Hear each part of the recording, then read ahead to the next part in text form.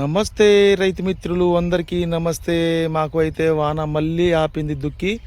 మా దుక్కి ఆగిపోయింది. నారు అయితే బాగా పెద్దగా పెరిగిపోయింది.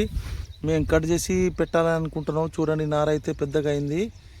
ఇలా ఉంది నారు అయితే బాగా పెద్దగా అయిపోయింది. అదే మాకు బాధ వస్తుంది. మళ్ళా నిన్న దుక్కి అయ్యే సమయంలో మళ్ళీ రాత్రి వాన రావడం జరిగింది కాబట్టి మా దుక్కి అయితే అయిపోయింది. రైతు మిత్రులు, మీకెళ్ళి మొత్తం తోట వేసుకున్నట్టయితే కామెంట్ బాక్స్లో కామెంట్ చేయండి.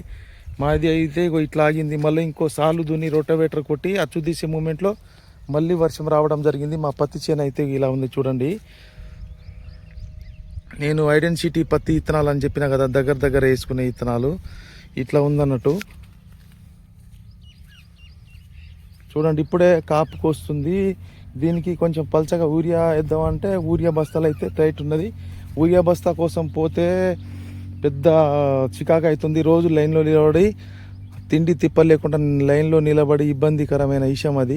రైతులందరూ అయితే చాలా బాధగా వస్తున్నారు అక్కడ నుంచి. అసలు ఎవరికి అయితే యూరియా బస్తా ఒక బస్తా కూడా ఇవ్వడం లేదు. అట్లా ఇబ్బంది అవుతుంది. మా పత్తి అయితే ఇట్లా ఉంది చూడండి. దగ్గర దగ్గర వేసుకునే విత్తనాలు ఇవి. ఇప్పుడు పూత ఖాతాకు వచ్చింది. ఇప్పుడు దీనికి పై మందు కానీ కింది మందు కానీ అందియాలి. నేనైతే కొంచెం వెనకకు వేయడం జరిగింది పత్తి, ఎందుకంటే కాయలు వానలో మురిగిపోతుందని కొంచెం వెనకకు వేయడం జరిగింది. కాబట్టి ఇలా ఉంది, కొంచెం చిన్నగా ఉంది. కానీ చేను అయితే నీట్గా ఉంది. ఇప్పుడే కాపుకు వస్తుంది అన్నట్టు. అంటే మన పెసర్ చేను హైటే వస్తుంది ఈ చేను, పెద్దగా పెరగదు అన్నట్టు. ఇట్లా నీట్గా ఉంది.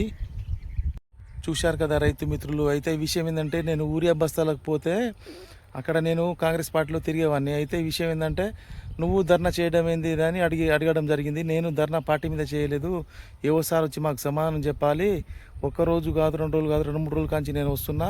ఒక టోకెన్ ఇస్తలేరు, ఒక బస్తా ఇస్తలేరు అని అడగడం జరిగింది. అంతలోనే మా ఊర్లో గ్రూప్లో నన్ను పెట్టి, నా ఫొటోస్ పెట్టి బాలాజీ కూడా ప్రతిపక్షంగా నాయకులతో కలిసి కూర్చోవడం జరిగిందని, ధర్నాలో పాల్గొనడం జరిగిందని నాకు బదనాం చేయడం జరిగింది. వాళ్ళకి నేను కౌంటర్ ఇచ్చిన, రిప్లై ఇచ్చిన, అన్ని ఇచ్చిన. విషయం ఏంటంటే, నేను సందు దొరికిందని ప్రతిపక్ష పార్టీలు కూర్చోవచ్చు, నాకైతే తెలియదు. కానీ నేనైతే నిజంగా నేను రైతును కాబట్టి బస్తా కోసమే నేను ధర్నా చేసిన అధికారుల మీద. అధికారులు వెంటనే స్పందించి మాకు సమాధానం చెప్పాలనేది నేను కోరుకున్నా. వేరే ఉద్దేశం ఏం లేదని నేను వాళ్ళకు రిప్లై ఇవ్వడం జరిగిన. కానీ ఒక బస్తా అయితే మందు లేదు. మేము అర్జెంట్గా పత్తికి వేయాలి. ఇప్పుడు ఏం చేయాలో అర్థం కావట్లేదు. రైతు పరిస్థితి అయోమయంగా ఉంది కాబట్టి యూరియా బస్తాలు దబ్బున అందించాలని నేను అయితే కోరుకుంటున్నా. ఏ ప్రభుత్వానికి, రాష్ట్ర ప్రభుత్వం అయినా కేంద్ర ప్రభుత్వం తప్ప మనకైతే తెలియదు పూర్తిగా.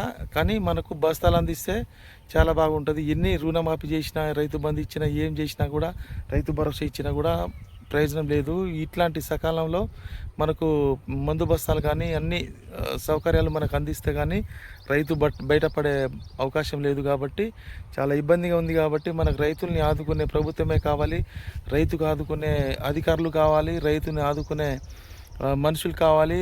రైతుని మనసున్న మహారాజు లెక్క చూడాలి. ఎక్కడ పోయినా ఒక చిన్న గౌరవం ఉండేలా చూసుకోవాలని నా యొక్క మనవి. ఎందుకంటే రైతు ఈ దేశానికి ఇన్నుపూస. రైతు లేనిది రాజ్యం లేదు. రైతు ఏడిచిన రాజ్యం ఎప్పుడు బాగుపడదు అన్నట్టుగా మన పెద్దలు చెప్తూ ఉంటారు. కాబట్టి మన రైతు కష్టం పెద్దది. కాబట్టి అవన్నీ దృష్టిలో పెట్టుకొని మన రైతులకు ఎవరైనా సాయం చేయగలరని నా యొక్క మనవి. Thank you. అందరు బాగుండాలి, అందులో మనం ఉండాలి. ముఖ్యంగా రైతులు బాగుండాలి. రైతులు ఇన్నుపూస లెక్క నిలబడాలి. జై జవాన్, జై కిసాన్. Bye bye. Thank you.